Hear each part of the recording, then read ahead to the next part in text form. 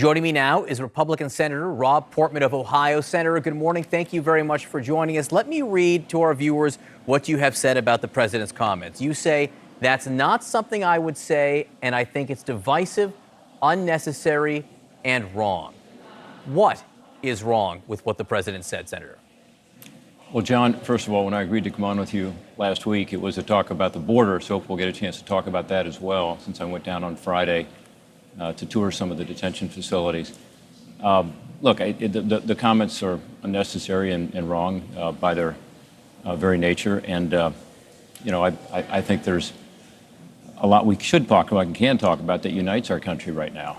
Earlier on your show, I noticed people were talking about the strong economy and the fact that wages are up, there are more jobs, people are seeing more opportunity. That's a great thing for our country, and the president's responsible for a lot of that. Senator? The tax cuts and tax reform is working. So I would hope, as I said in other comments, that he would talk about that because that would help unite our country. And I understand that, and we are going to talk about immigration. Half my questions are about that, but I do want to address your comments about the president's statement being wrong.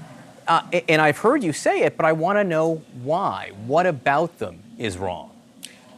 Well, 3 of the 4 of these women, of course, were born here in the United States. All of them are American citizens as much as I am and you are. So, that's something that we may disagree with their political points of view, and I do. And I think they have made comments that are inappropriate themselves. But the point is, let's focus on the policy issues.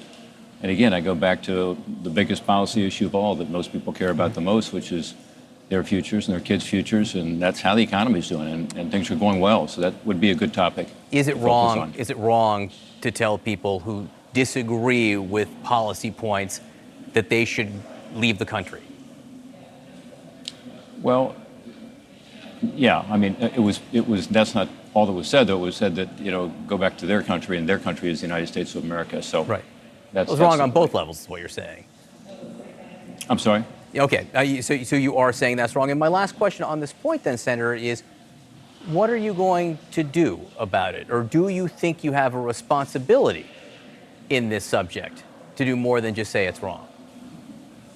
Well, I think all of us have a responsibility to speak our mind on it, and so I've done that. And again, I think we ought to focus on how to work together to solve problems. And I'd love to get back to talk to the border with you a little about that, because that's an opportunity for Republicans and Democrats alike to acknowledge there's a crisis and deal with the crisis, because it's very real, and a lot of people are being hurt, and it's unfair for our country. So it's an issue that just screams for a little bipartisanship. What did you see? You went to the border on Friday. What did you see?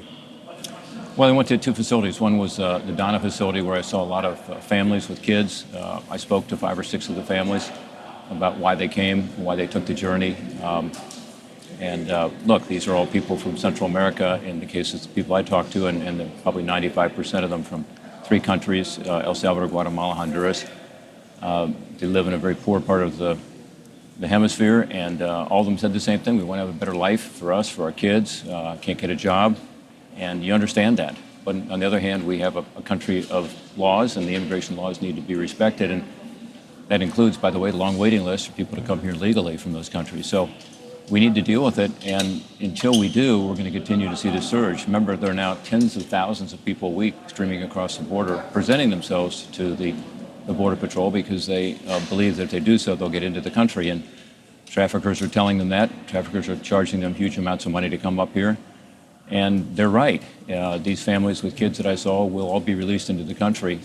At the end of the day, if they do claim asylum, and none of them I talked to were claiming asylum, but some will, then only 15% will actually be able to have that claim granted, because it will be viewed that it's not appropriate for the others, that they're more economic refugees, and yet 100% are being released into the United States, and less than half come to their hearings, according to the best information we have. So it's a problem, and there are things we can and should do, and we can do it in a bipartisan way, but if we don't, we'll continue to see this influx, and not just from these Central American countries, but from other countries. One of the things the president has proposed, or says he will implement, I guess it's more than a proposal, he says he's going to do it by fiat, is he's going to change the asylum rules so that if you come here from El Salvador, Honduras, and Guatemala and pass through Mexico, you will be turned away because you passed to another country, basically. It's the idea of safe third country. Do you think it's legal, this action from the president?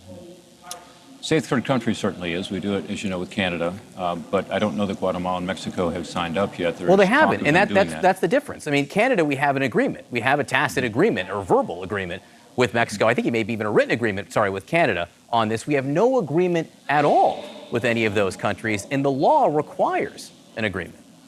Yeah, and I think we should pursue an agreement. And just so the viewers understand, if you walk through another country, come through another country that does have the ability to provide safe haven, then you need to apply for asylum there. And that would be Guatemala for most of these individuals, and Mexico. Both countries are talking to us about doing that possibly. I have suggested something a little different, which is similar to what actually President Obama did. Remember when the unaccompanied kids were coming up in such huge numbers back in 2013, 2014. And that is to have these processing centers in Central America and in Mexico be used. The UN, through the UNHCR, High Commissioner of Refugees, actually has centers in Central America and has a center in Mexico. And we've talked to them about processing these individuals. There's a lot of interest in that, by the way. It's bipartisan.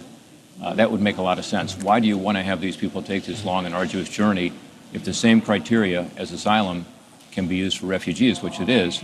Why shouldn't that decision be made closer to their home? And that would cut out the traffickers, which would be the only group that would really be huge losers in this would be those human smugglers and human traffickers who are taking total advantage of the situation, Senator, exploiting these people. We thank you for going down and looking for yourself at the border there. Just to go back to the beginning of the conversation, you obviously were uncomfortable answering questions about the president's words and statements. Does he put you, as a Republican senator, in a bad position? Well, again, as I said in my statements that you didn't put on the air, he puts me in a situation on many topics that I'm very comfortable with, including talking about the policies. But Senator, that's dodging my question about that's this. Where we ought to be focused. When he's telling people they should go home, right? People, women of well, color. John, I've made my comments on that. We talked about it. You know how I feel, and I think the focus ought to be on the policy issues. And there, I think he has a lot to talk about. And frankly, the American people are very pleased with the way the economy is going because they're feeling it, they're seeing it, and that didn't just happen. I mean, it's the result of good policies. Can you only talk about policy, though? Can you talk about policy without also addressing things that might tear at the fabric of the country? Well, yeah, I mean, I did, and that's part of the topic as well. But my point is that with all the issues we have right now, immigration being one of the crises we're facing, and it is a humanitarian crisis, it's an immigration crisis, it's a drug crisis on the border. Let's figure out how to put some of these differences aside that are political and focus on good policy and actually make a difference in the lives of the people we represent. That's my focus, and I hope that can be the focus going forward. Senator Rob Portman from Ohio, thanks for being with us this morning. Thanks, John.